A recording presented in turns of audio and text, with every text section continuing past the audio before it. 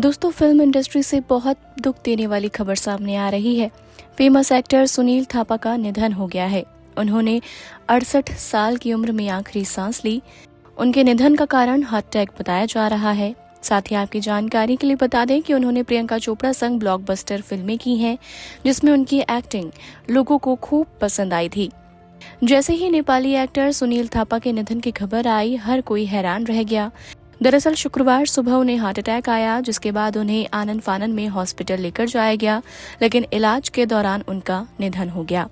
सुनील थापा का acting career किसी फिल्मी कहानी से कम नहीं रहा। उन्होंने अपनी एक्टिंग की शुरुआत नेपाल से नहीं, बल्कि माया नगरी मुंबई से की थी। साल 1991 में कमल हसन की सुपरहिट फिल्म एक दूजे के लिए से उन्होंने बॉलीवुड में कदम रखा। इसके बाद वो आज की आवाज और मानव हत्या जैसी कई हिंदी फिल्मों में छोटे बड़े किरदारों में नजर आए। भारतीय सिनेमा में उन्होंने एक ऐसी मजबूत नींव बनाई कि आगे चलकर वो कई अलग अलग भाषाओं की फिल्मों का हिस्सा बने। सुनील थापा की जिंदगी में असली मोड़ साल 1989 में आया, जब उन्होंने नेपाली फिल्म चीनू में रेटे केला का किरदार निभाया था। ये किरदार इतना फेमस हुआ कि इसने नेपाली सिनेमा में विलन की परिभाषा को ही बदल दिया। लोग उन्हें सिर्फ एक बुरे आदमी के तौर पर नहीं, बल्कि एक बेहद शानदार कलाकार के रूप में देखने लगे थे।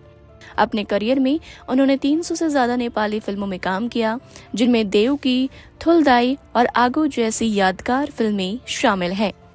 हिंदी सिनेमा के दर्शकों के लिए सुनील थापा उस समय चर्चा में आए थे जब उन्होंने साल 2014 में प्रियंका चोपड़ा की फिल्म मैरी कॉम में उनके कोच की भूमिका निभाई थी। इस किरदार के लिए उन्हें फिल्म फेयर अवार्ड का नॉमिनेशन भी मिला। इसके अलावा उन्होंने सरकार राज और बॉर्डर जैसी फिल्मों के साथ साथ भोजपुरी और तेलुगु सिनेमा में भी अपनी छाप छोड़ी। टीवी की दुनिया में वो अपनी सीरीज मेरी बस्से के शेर सिंह मामा के रूप में घर घर पहचाने जाते थे।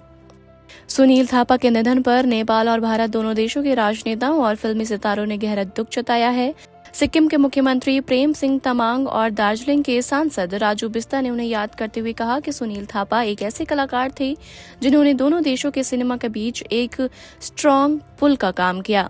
आज भले ही वो हमारे बीच नहीं है, लेकिन उनके निभाए गए 300 से ज्यादा किरदार हमेशा उनके होने का एहसास कराते रहेंगे।